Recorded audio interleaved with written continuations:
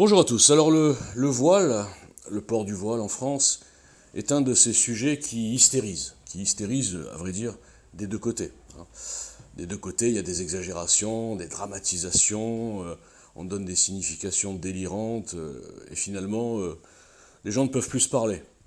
Alors chez EGL, et puis finalement, donc le sujet est évacué et plus personne n'en parle, en tout cas en termes de loi. Alors, ils peuvent faire des débats, mais qui n'avancent à rien. En tout cas, il n'y a pas de mouvement politique qui essaye d'affirmer une position claire sur ce sujet. Alors nous, on n'est pas un mouvement politique, on est des citoyens un peu déterminés et on n'évite aucun sujet, ce qui nous fait pas mal d'ennemis, façon de parler. Alors, notre position est la suivante. On va parler en termes de logique. En termes de logique, il faut se poser la question, est-ce que le port du voile est quelque chose d'indispensable pour pratiquer sa religion, en l'occurrence la religion musulmane? Alors, tout le monde, enfin les promoteurs du voile nous diront que c'est absolument indispensable, que c'est écrit partout, etc. Bon, ceux qui cherchent un peu, ils savent que non, c'est pas du tout indispensable. Ceux qui cherchent, ils savent aussi que dans plein de pays musulmans progressistes, on va dire, mais dans le bon sens du terme, le voile avait été complètement abandonné.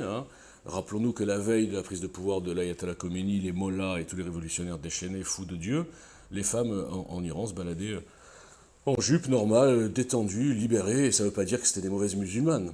Pareil, les femmes d'ailleurs en France, jusque dans les années 80.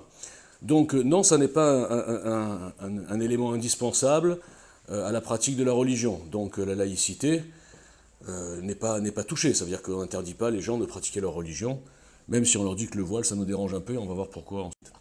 Deuxième question, est-ce que, au fond, si on extrapole un petit peu, est-ce que le voile n'est pas quelque chose qui empêche, qui met encore un frein à l'intégration, l'unité nationale, les rapports, les rapports façon de parler, les contacts entre différentes communautés qui forment notre pays.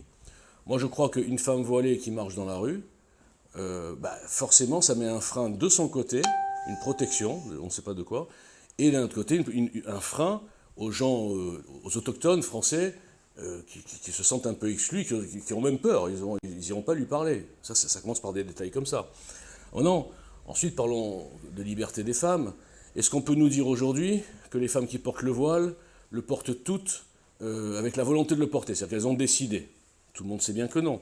On nous sortira toujours 2-3 exemples de militants qui diront oui, c'est mon choix, c'est ma liberté, etc. Oui, sûrement, peut-être.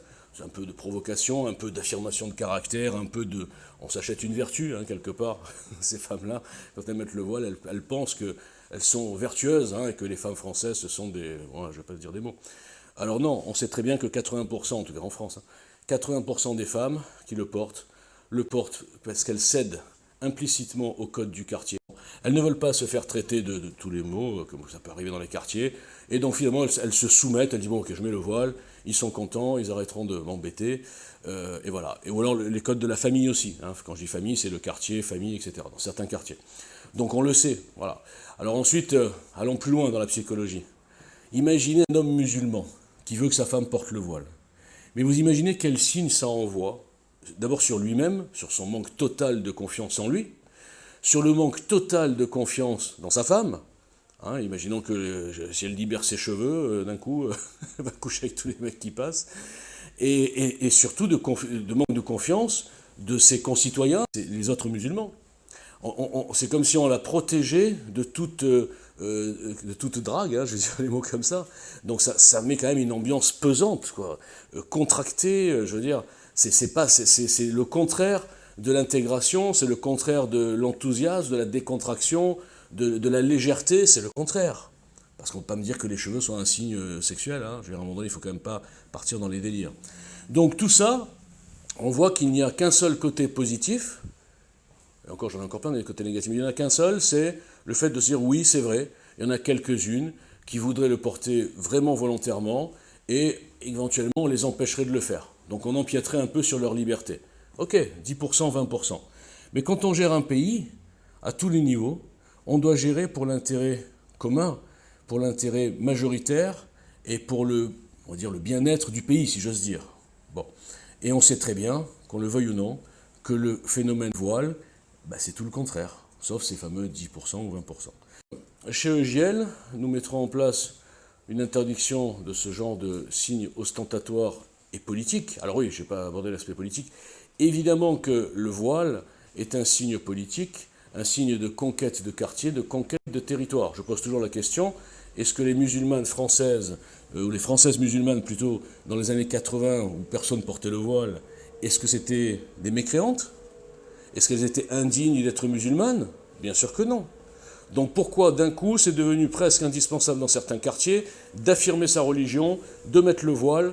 Voilà. On sait bien que c'est sur la poussée de certains hommes, puisque c'est quand même un côté très machiste. Hein. Bon, l'islam est machiste, encore pire que les autres religions.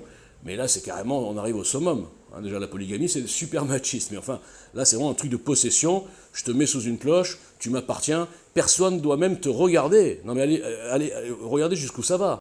Personne ne doit te regarder. Tu es ma femme, tu es ma propriété. Et j'en ai plusieurs en plus. Bon, là, je rigole un peu.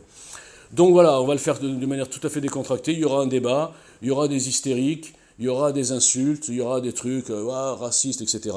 Mais nous le ferons parce que c'est la volonté majoritaire de ce pays. Et puis il y a beaucoup, beaucoup d'arguments pour démontrer que le voile a créé une ambiance lourde. Le voile a créé ensuite d'autres revendications. Le voile est un des aspects qui fait que la laïcité, elle est complètement bafouée, je suis désolé de le dire, par une seule religion.